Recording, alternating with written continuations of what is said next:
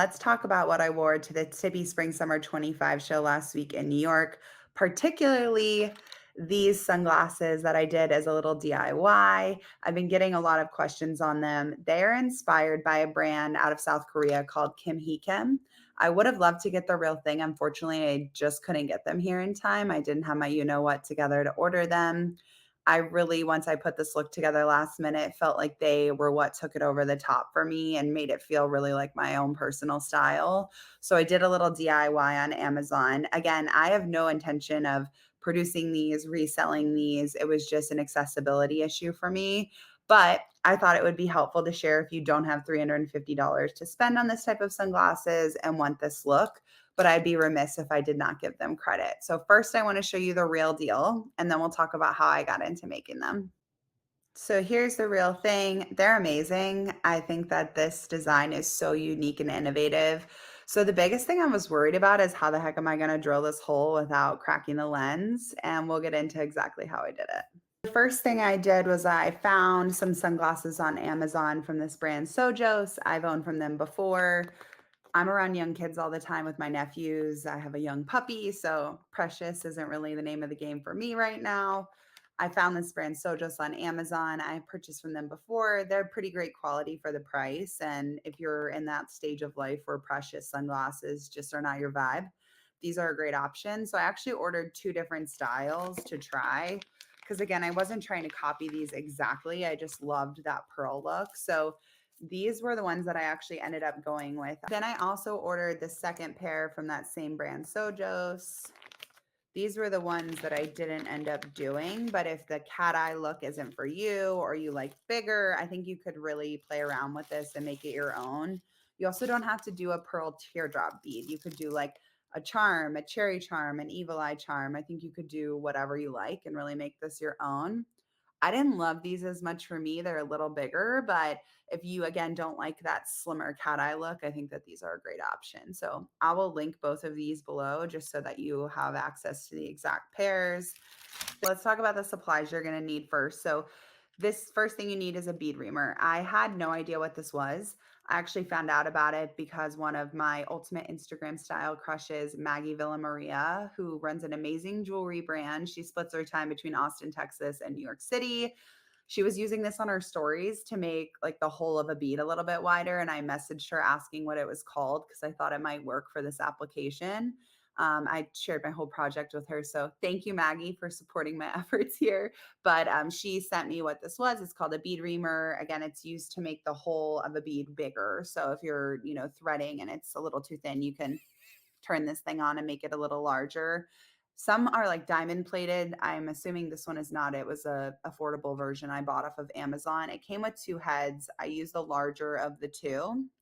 Another thing that you're going to need, this is like the worst tutorial ever because I can't link most of this stuff. I just like found it in my house. So bear with me. I'm just a normal corporate girly trying to share the fashion DIY with the world. But this little screw. So it came with a picture hanging kit. I think you can kind of see the vibe of it, but I use this to kind of finish the hole and avoid cracking the lens. So something like this, you could probably go to your local hardware store, take a picture of it. Again, mine came in like a picture hanging kit, but it's just a really small screw, not that much larger than the reamer. You're not going to be able to see this at all, but very small. Then you're going to need jump rings. Again, this is the part that I'm really unhelpful with. I work with an amazing bead shop outside of Atlanta. I can tag the address of where it is below, but this woman helps me with all of my DIY projects. Last time I was in, she told me that my projects are always very fun, but very hard. So that's not a motto for my life and how I approach things. I don't know what it is, but you're going to need jump rings. And mine came in this little pack. They were like $4.19, as you can see here. The key is taking in wherever you buy your jump rings from, the sunglasses, and making sure that it will actually fit around this part. So you can't make it too small because it's really got to get around there. Honestly, when she was telling me this was the size I needed, I was like, oh, I want something a little daintier, a little smaller, but she was right. As usual, it turns out to be perfect. So take that into consideration when you're picking out your jump rings. And then just high level like jewelry tools. So if you're not familiar with jewelry tools, you need like some type of pliers so that you can, take one end of the jump ring, twist it open, twist it back closed. So if you've ever worked in jewelry making, this is really intuitive for you, but if you haven't, you're just going to hold it really steady, push it open, push it back closed. Simple, simple. And then the last thing you need are your charm.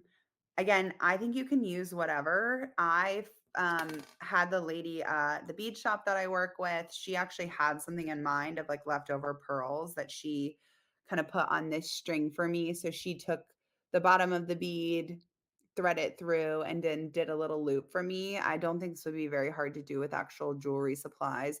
We tried to look for beads that were shaped like this teardrop because, again, I was inspired by these Kim He Kim, and I think it's great that they, look like you're crying sort of out of tears when you have them on. So I really wanted it to hang like that, but I think you could do an evil eye charm would look sick. I think you could do like cherries if that's your vibe. Any of these kind of like kitty looking things I think could be cool. A black pearl on like a white version or cream version of sunglasses I think would be awesome. So again, I wasn't intending to dupe these for resale for an exact designer copy. I think doing your own version would actually be a really sick way to show appreciation to Kim He Kim and the team there. So the first thing you're going to do is decide the placement. Once you have your sunglasses picked, once you have your pearl, all your supplies, the first thing you're going to do is pick where the piercing is going to fall. So you're going to take the sunglasses. I took just these little Amazon Basics chalk markers that I use to make my nephew's like first day of school chalkboards. Again, just use things that you have. You don't have to go out and buy like everything that I use, but I just took these because I knew it would wipe off since it's chalk, right? And I said, like, where would I want the piercing to fall? So these I did a little bit further over than the Kim He Kim ones. But again, it depends on which sunglasses you choose, the structure of your face, etc. So I took them, I put them on, and then I actually put one of the pearls on a jump ring. So I'm going to take my jewelry supplies. I have my little needle nose pliers, 2 sets of them. You want to make sure that you have an open jump ring. So where that opening is, you're going to take needle nose pliers, put one on one side of it, one on the other. I usually hold a little bit closer. I'm just trying to make it where you guys can see. And you're just going to push open. So with a thick jump ring like this, it's going to take a little, put your back into it, but you're going to need that opening to be pretty wide so it can get around the sunglasses. Then I'm going to take my little pearl and I'm just going to loop it through. And that's how I'm going to be able to judge, where that pearl will hang over the edge of the sunglasses. So you're going to want to make sure that when you take the sunglasses, that you can actually get that around. So this is actually not even open big enough yet because I can't get it over there. So I'm gonna, oops, pearl loose. This is part of crafting, you mess stuff up.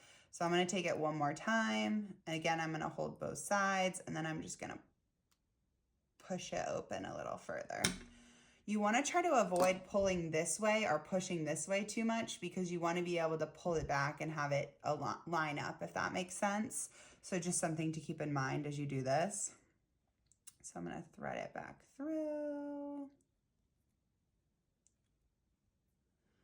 And then think about which side you want your pearl to face. Like a lot of these Tahitian pearls have imperfections. So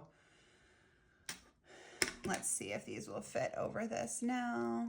It absolutely will. So I'm going to kind of use this as my guide to place that chalk. So let's go back to the other screen. You're going to want to hold this where you can actually get it around the bottom of the sunglass. So that usually for me would be closer to down here. And you're going to, I'm going to do it on this side just so that you guys can see a little better with the shift of the video.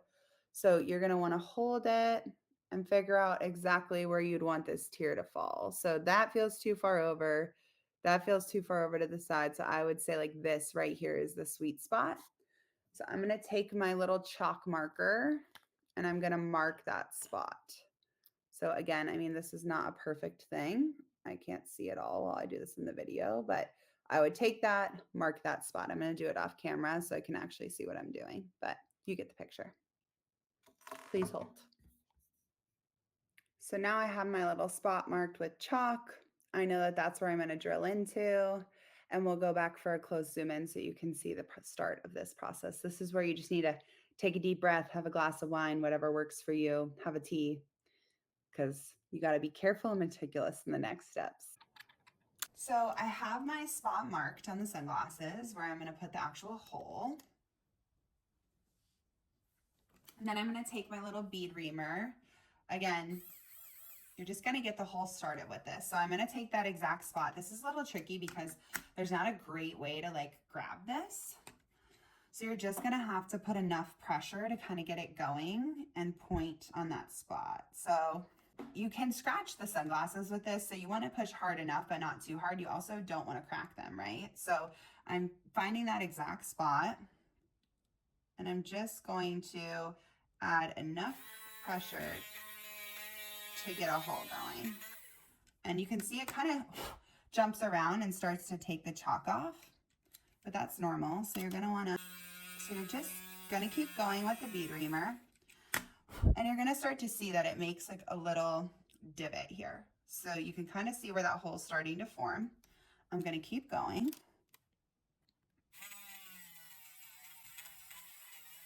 And I'm almost like making little circle motions to try to make the hole a little bit bigger. So you can see when I kind of rub that green chalk away that I've got the hole going. Then you want to kind of look at the back side and say, okay, I'm not very close to the back because I can't see it on the other side of that sunglass hole. So I'm going to keep going, not too hard, not too soft. Sometimes it's going to fall off like that. Again, this is why I wouldn't recommend you do this on like $200 sunglasses, but you do you.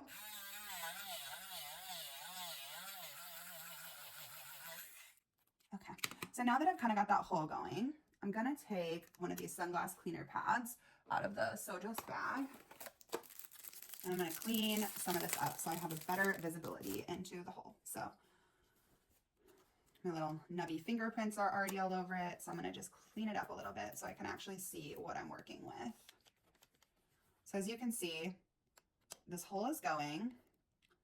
You can see it almost looks like chipped sunglasses, but it's not very deep. And now that that chalk is removed, I can see exactly where I sort of placed it. So I'm gonna take the bead reamer, again, push that button to get it going. I'm gonna keep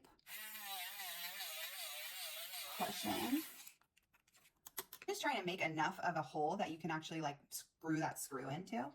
So then I'm gonna take my little screw that I have, and you just wanna start to twist slowly into this hole that we've made. So you're gonna get it in there because that's what the reamer was supposed to do. And you're just gonna slowly start to twist kind of back and forth. And you're gonna apply enough pressure that you can tell it's making the hole a little bigger, but not so much, I don't know if you can even see this, that it would crack the lens. So you can see it's already making that hole a little bigger. Patience is kind of the name of the game here. I hate to tell you, this is like, you know, part of being a DIYer. So you're just gonna keep pushing in. Again, I'm kind of supporting the back of that lens with my finger because I am drilling a hole into it right now. And that hole is getting bigger slowly but surely. Then I might go back with the bead reamer, do a little bit more.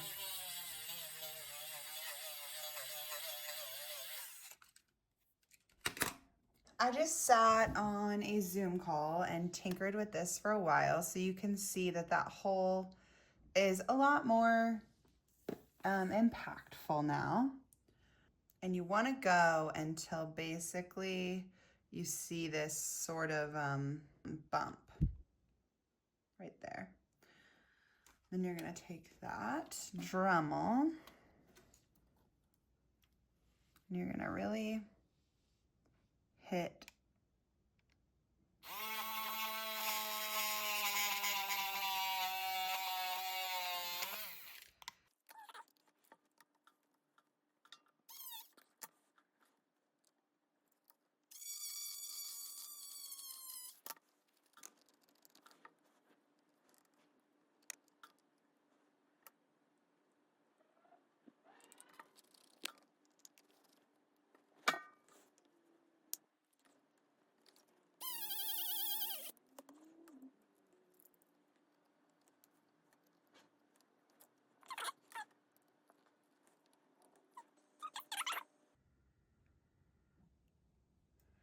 and you'll see that it's coming out the front side, which is exactly what we want.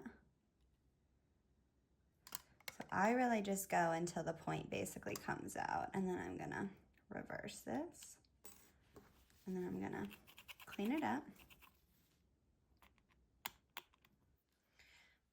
And then I'm gonna do the same thing from the other side.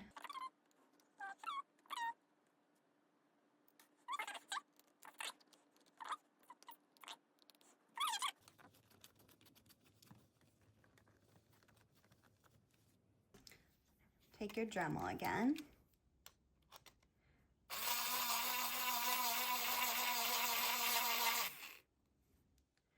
I'm just gonna clean it up. What you wanna do is get it large enough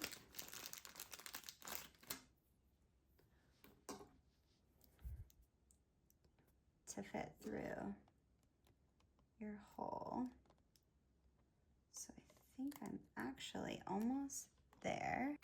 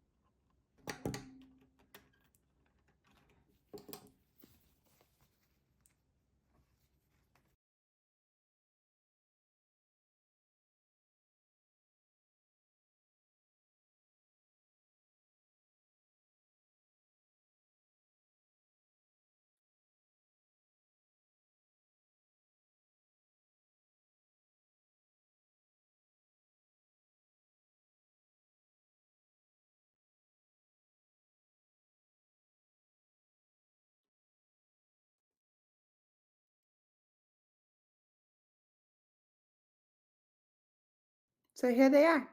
Voila. They're not perfect. If you want perfect, I would say, buy these, but little DIY, not too bad. All right. See you next time.